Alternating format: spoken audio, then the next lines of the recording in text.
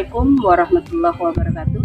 Saya Nito Widaryati, Saya Eko Sutikno. Saya Widianto. calon guru penggerak angkatan 9 dari Kabupaten Semarang.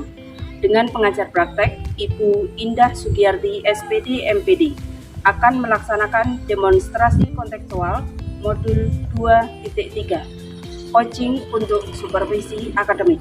Selamat menyaksikan.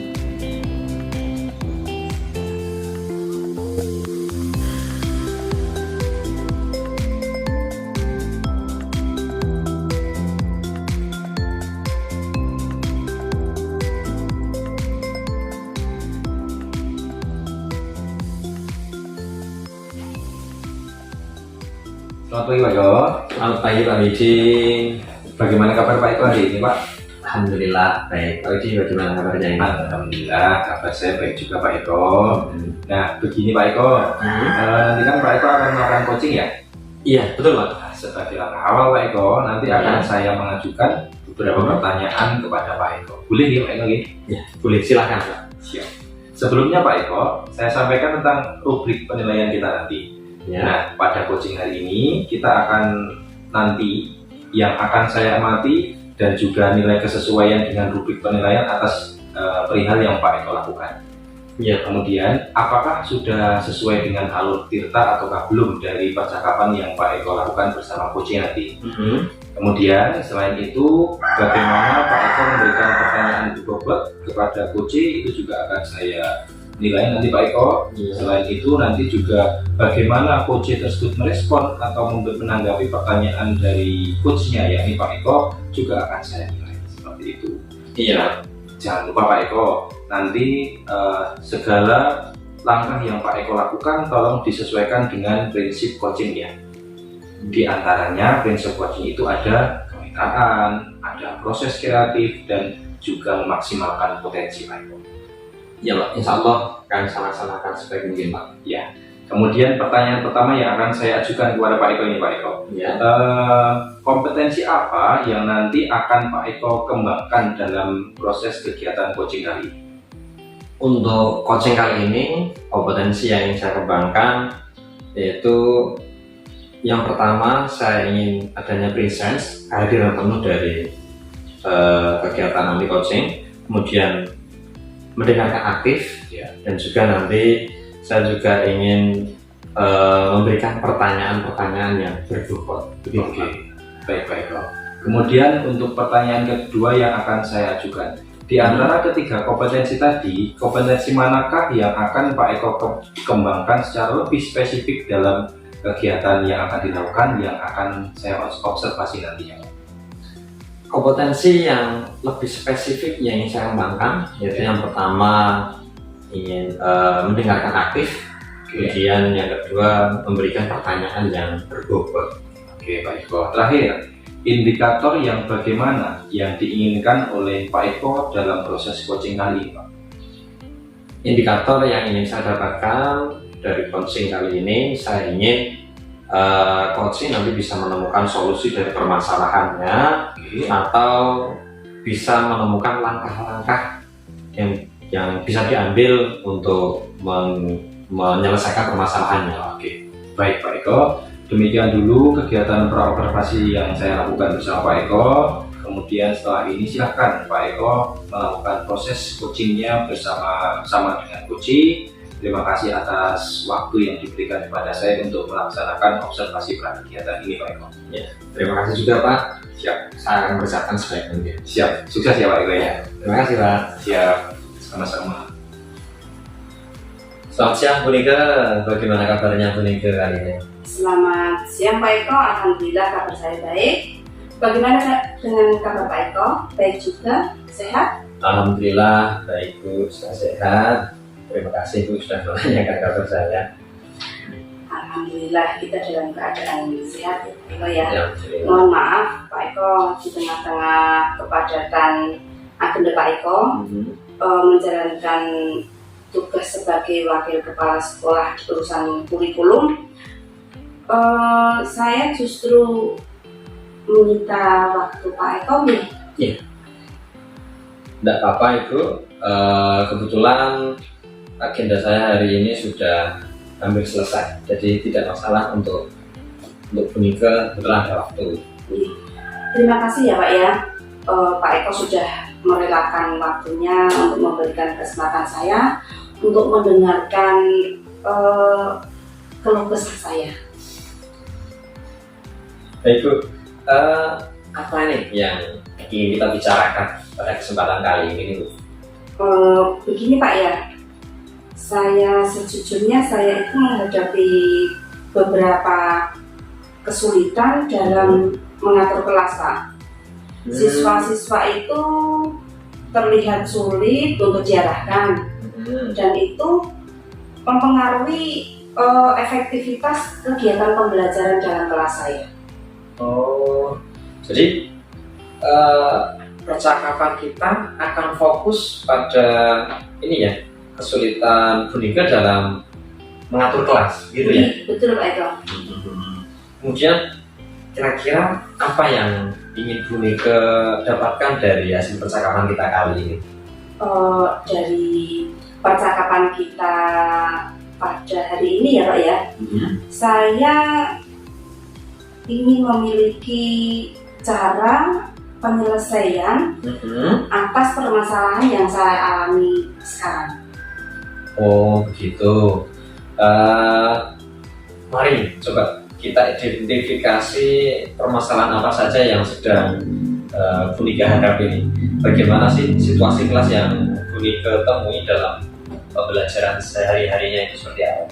Iya Pak, selama pembelajaran itu berlangsung, khususnya di jam pembelajaran saya ya Pak ya, anak-anak itu seringkali tidak mendengarkan, terus berbicara sendiri atau terlibat dalam kelakuan gimana ya, mengganggu teman-temannya yang lain gitu Pak. Oh gitu.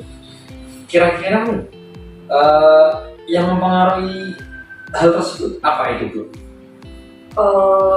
Menurut saya ya Pak ya, hal tersebut itu dipicu oleh tingkat kedisiplinan murid yang masih kurang ya Pak ya. Tingkat kedisiplinan ya? Iya. Kemudian situasi ideal apa yang Bunike harapkan? Saya menginginkan kalau dalam pembelajaran itu berlangsung, murid itu antusias dalam mengikuti pembelajaran. Fokus dalam setiap proses pembelajaran yang dijalani di dalam kelas, dan juga berlaku disiplin dalam situasi jam pembelajaran, baik itu jam pembelajaran saya juga di jam pembelajaran guru yang lain mungkin ya Pak ya. Saya setuju bahwa Bunike ini yang sampaikan tadi ini menjadi tantangan yang serius ya bagi kita semua, kita pendidik semua dalam mendampingi pembelajaran murid, terutama di dalam kelas. Nah, kemudian bagaimana biasanya Bunike ini dalam mengatasi situasi seperti itu? Saya telah mencoba berbagai pendekatan Pak Eko, tetapi sepertinya itu sulit untuk dicapai hasil yang konsisten. Saya khawatir ini nanti dapat mempengaruhi kualitas pembelajaran mereka Pak. Sudah menerapkan beberapa pendekatan ya? Iya. Coba kita fokus deh, kita fokus tentang langkah konkret, langkah nyata yang akan kita ambil. Pertama ini, bagaimana kira-kira Bunike ini menetapkan aturan kelas dan ekspektasi atau realitanya di dalam kelas yang dilakukan oleh siswa itu? Iya Pak, saya itu punya aturan kelas, tetapi mungkin di sini saya masih perlu untuk meninjau dan juga menyampaikan kembali aturan kelas yang sudah ada itu dengan lebih jelas.